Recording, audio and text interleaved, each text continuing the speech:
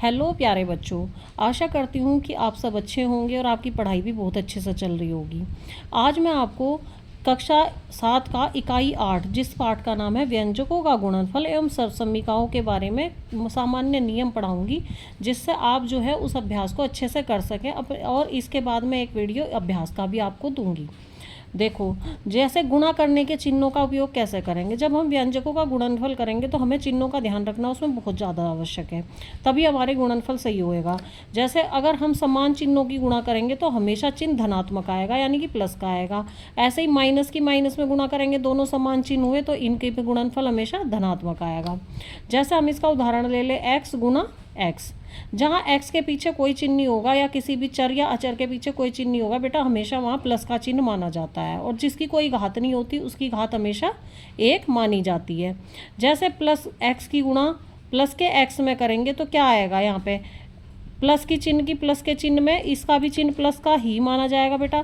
Plus के चिन्ह की प्लस के चिन्ह में गुणा करेंगे तो आएगा यहाँ पे प्लस का चिन्ह, ये संख्या आएगी धनात्मक। और जब इस चर की दूसरे चर में गुणा करेंगे, समान चरों की ही आपस में केवल गुणा करी जा सकती है, ये तो इसकी घातें जुड़ जाएंगी। 1 जमा 1 तो यहाँ आ गया x की घात 2, तो यह आ गया धनात्मक x की घात 2। इसी प्रकार जब माइनस के x की माइनस से x में गुणा करेंगे तो माइनस और माइनस की गुणा क्या होगी बेटा, प्लस। और इसी प्रकार x और x की गुणा क्या होगी, x की घात 2, क्योंकि दोनों की घातें 1-1 मानी जाएंगी, जो कि गुणा करने के कारण आपस में जुड़ जाएंगी। इसी प्रकार विपरीत चिन्हों की गुणा, विपरीत चिन्हों की जब हम गुणा करेंगे तो हम जैसे प्लस की माइनस में और माइनस की प्लस में गुणा करेंगे तो सदैव माइनस का ही चिन्ह आएगा। इस बात को आप याद रखेंगे। जैसे प्लस एक्स की गुणा माइनस एक्स में करी तो प्लस और माइनस की गुणा आई बेटा माइनस, और एक्स की एक्स में गुणा आई एक्स की घात 1 गुणा एक्स की घात 1, तो दोनों की घातें जुड़ गई एक्स की घात 2।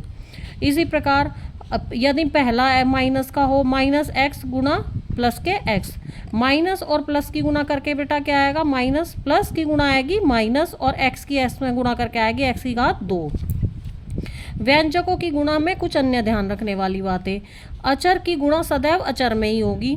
चर जो अचर होगा 2, 3, 4, 5 जो भी संख्यात्मक मान होगा जिनका मान बदलता नहीं है उनको अचर बोला जाता है, तो उनकी गुणा सदैव आपस में होगी उनकी, ठीक है।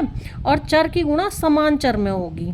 गुणा में अगर हम गुणा कर रहे होंगे तो घात जोड़ी जाती है और भाग करते हैं तो घात घटाई जाती है। जैसे इसका उदाहरण ले लेते हैं, 4x गुना 5x, तो यहाँ पे x 4 क्या है, अचर, और 5 भी क्या है, अचर।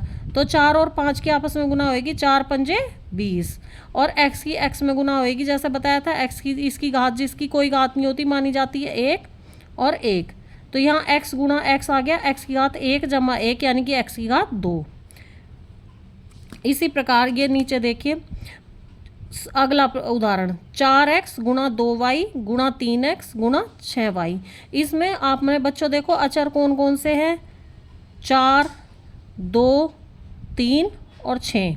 इन संख्याओं की हम आपस में एक जगह पे गुणा कर लेंगे, और इसी तरह x की x में गुणा होएगी क्योंकि समान चर की समान चर में होती है, और y की गुणा y में होगी बच्चों। तो 4 गुना 2 गुना 3 गुना 6 क्या आएगा, 144, और x की गुणा हम x में करेंगे तो आएगा x गुना x, x की घात 1 गुणा x की घात 1 तो x की घात 2, और y की y में गुणा तो इनकी भी घातें 1-1 ही मानी जाएंगी, तो y की घात 1 गुना y की घात 1, इनकी घातें आपस में जुड़ेंगी तो क्या आएगा, y की घात 2। आशा करती हूँ प्यारे बच्चों आपको अच्छे से समझ में आया होगा। अगर मेरा पढ़ाया हुआ आपको अच्छे से समझ में आता है तो please like, share and subscribe. और अगर आपको भी कुछ मुझसे प्रश्न पूछने हो तो आप नीचे कमेंट में आसानी से पूछ सकते हैं, या आप चाहते हैं मैं किसी पर्टिकुलर टॉपिक पे वीडियो बनाऊँ तो आप मुझे नीचे कमेंट में प्लीज़ बताइएगा। धन्यवाद।